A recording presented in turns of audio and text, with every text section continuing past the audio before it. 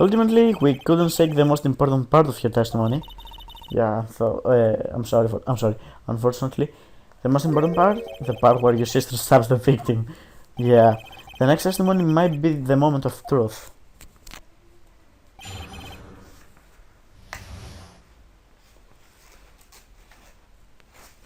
I'm sorry. After the murder, the suspect attempted to run behind the partition of her side. I quickly caught her, explained her rights to her and arrested her on the spot. Ah yes, when I arrested her, she mentioned the muffler. That's what had me confused in my earlier testimony. The chief prosecutor managed to escape, but again, against Angel Starr, resistantly futile. So, whatever. So, I strike like a snake and bite like a cobra. That's me, Angel Starr. That was a very good metaphor. First of all, the cobra is kind of a snake. Actually, it's not. Don't bother me with details unless you want to get bitten. No, thanks. Attorney Wright gets bitten by snake. Yeah, that's great scientific methods.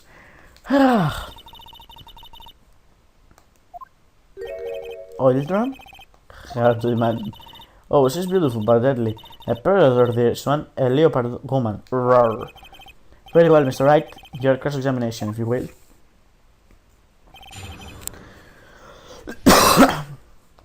Forget I'm lying.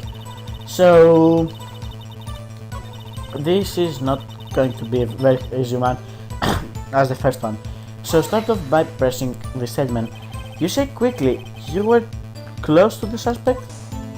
As I just said, I was only 30 feet away from her the whole time. Yeah, there was like a metal wall. I'd like to see on these floor plans just to be safe. The Lancelot car was... She was a visitor, thus she parked in Block B. So you witnessed the murder from here? That would make it about 30 feet from the car, yes? Is that correct, Mrs. Starr? Yes, that's right. But there was a chain link fence in front of you. I went over it, of course. Amazing. The cough-up queen, lovely athlete instead. Indeed. It would have taken a little time to climb over the fence. She couldn't have gotten to my sister that fast. Yeah, the fence was about 9 feet too. How come Mrs. Kite didn't get away? Well, maybe she wasn't running away. So... She mentioned the muffler? What exactly did she say? If I remember exactly, I would have told you in my testimony. Cheeky. Cheeky? Anyway, all I heard here was the word muffler. Just that one word. So, what you heard wasn't the suspect talking to you, but to someone else? Yeah, the chief prosecutor was talking to her phone. Her phone? You mean this cell phone?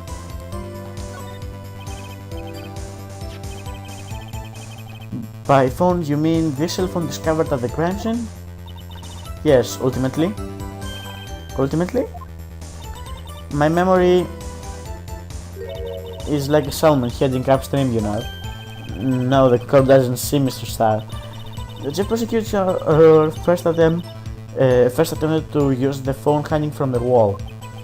On the wall? That's right. Near the car, there was an emergency phone on the wall, which was actually, you know, dead, and poor little Emma Sky thought she was deaf. She is a very wise one. She will be a good scientist one day. Apparently, it was out of order, and so she used her cell phone. Indeed, the emergency phone was out of order that day. Good witnessing, witness. Good witnessing? You should of course add this to your testimony. The things I do to please this rookie defense attorney. Well, I have a finger here, it's the middle one. Thank you. So, now that we've given a new statement, we should actually press it. And we should not actually press any more buttons because that could cause some problems. Do you think you could restate your testimony for the court? Aha, I was going to ask the same thing. I'll only say this one time, so listen close, rookies.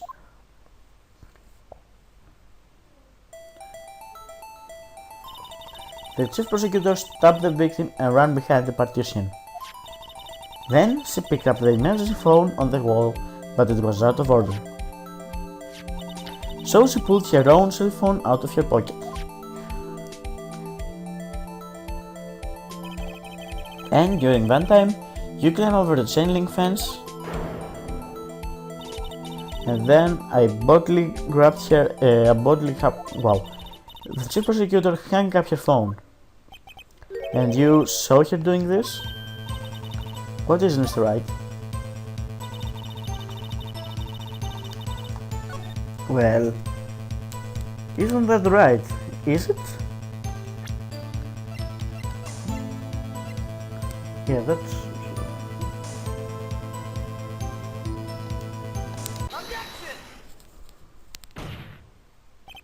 I have to conclude that you have a personal grudge against Mrs. Lana Skye.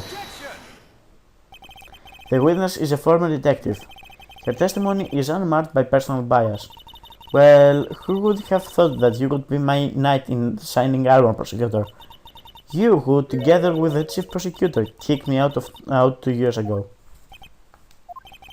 Well, Mrs. Starr, this is a fatal contradiction. This is a fatal contradiction in your testimony. How do you explain this? Don't know what you're talking about. Mess with me, and I'll make you cough it all up. Let's look at the floor plans. You said you witnessed the crime from this point. However, if that's all true, you couldn't possibly have seen Mrs. Skye making that call. I believe you see what I'm getting at. The emergency phone was on the backside of this partition. If indeed you were in B block, you couldn't have seen it. Order, order, what is the meaning of this? It's him, with your honor. She's not coughing up blood, she's coughing up lies. That's quite a claim, Mr. Wright. Perhaps you will allow me a question? Tell us exactly what lie is the witness has the witness told to this court. Here's where the counter-attack begins. I can't afford to get this wrong. Witness lied about where she was. She tried to use the emergency phone, but it was out of order. What is significant about this fact? Nothing. It would be pointless for her to lie about this. Pointless to lie, I see. The witness did actually see Mrs. Skye using the emergency phone. In other words, Mrs. Starr witnessed the crime from a different location. A different location? Now that's a pointless lie if I've ever heard one. Before you call my lie pointless, at least let me tell it. Let me ask a question to our clever watchman, Mr. Wright. Just where was the witness when she saw the crime? Well, it all points in one direction actually, and not the stupid band. So she could only have been in one place.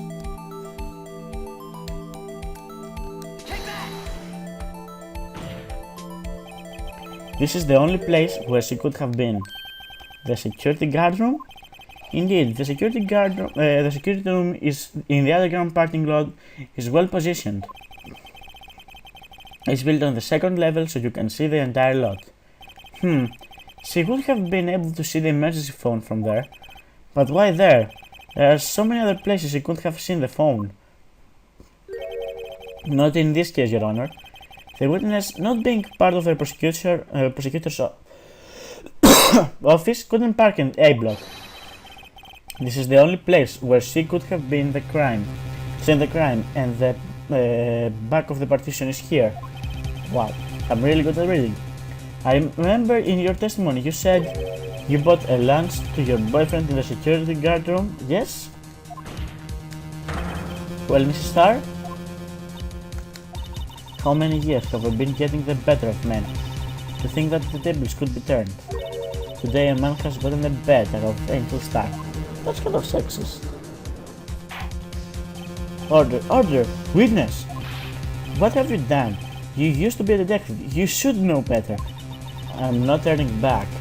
The guilt will be punished. The guilty will be punished. And I'll do what I must to make sure justice prevails. Yeah, cut the bullshit. The guilty. Is he talking about Mrs. Sky? Mr. Wright, doesn't this strike you as odd? Why did Mrs. Starr lie? That doesn't make sense. Huh? She could have just said that she saw the crime from the security guard station. It wouldn't have changed anything. Exactly. This photograph tells all. It was the defendant who stabbed the victim. The truth still stands. It still stands? I disagree, Mr. Edgeworth. What? If the witness is found to be lying, they're guilty of perjury. She knows this. She wouldn't risk that without a good reason. So tell us what your reason was, Mr. Wright. Huh? Me? Who else? Mr. Wright, let's review what we know. Mrs. Starr witnessed the crime from the security guard station. But she lied and said she saw it from Block B. It must make a vital difference, but what? What would change? It changes the distance between here and the crime scene of the detective, and the scene of the crime, sorry. My condolences, Mr. Wright, but one look at the floor plans is quite clear. The distance between the scene of the crime and the guard station is 30 feet. I don't see what would change, that would change what she could see. What she saw is not in question here.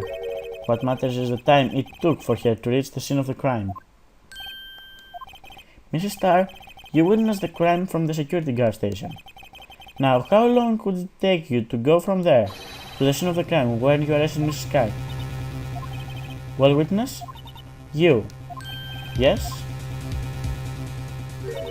You ordered the squid wheels, right? The quality of my lunches have gone to low, from low to inedible. I was breaking a PB&J's lunch with fresh boys. What? Boysenberry for the boyfriend. He wasn't in the station, so I waited. I witnessed the crime from the glass-walled station. And before I knew what I was doing, I found myself running towards the scene. The scene, I'm sorry. But the door was locked, I couldn't open it.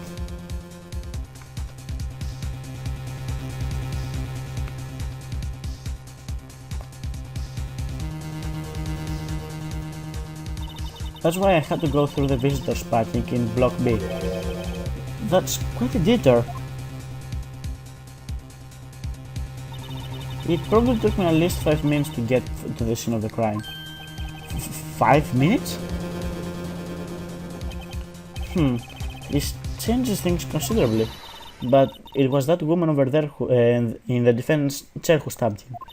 I know it. I have photographic evidence. I swear it. I swear it on my finest plastic spork. Spork? And a spork is a wonderful invention. Yeah, sure, whatever. Would you like another caviar lunch? Absolutely. Hey, no bribing the witness, the judge. Mr. Wright, what? You have to do something.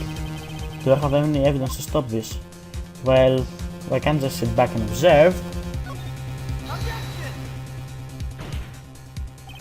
5 minutes between the witnessing of the murder and the arrest. Think about it. You could have made pasta in that amount of time, if you like it al dente.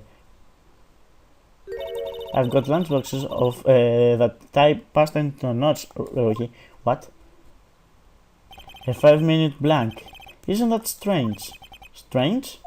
If you were a criminal, what would you do with 5 minutes, Your Honor? Well, I guess I'd flee the scene. Yeah, what? Shut up, Mr. But you have the instance of the killer. You would run, but this time was different. Mrs. Sky doled in the scene of the crime. She even had her picture taken. No true criminal would act this way. It's inconceivable. Yarg! Well then, it seems we've come to the end of this testimony. She had a grudge against the defendant, and there is a blank in her testimony. Mr. Joseph is the next witness ready to go. Unfortunately, I appear to have overestimated the witness on account of her professional history. We did it. We skilled that can't shut, Miss Wright. That was too close. I'm afraid that the cough-up queen has been dethroned. And with that, the court's adjourned.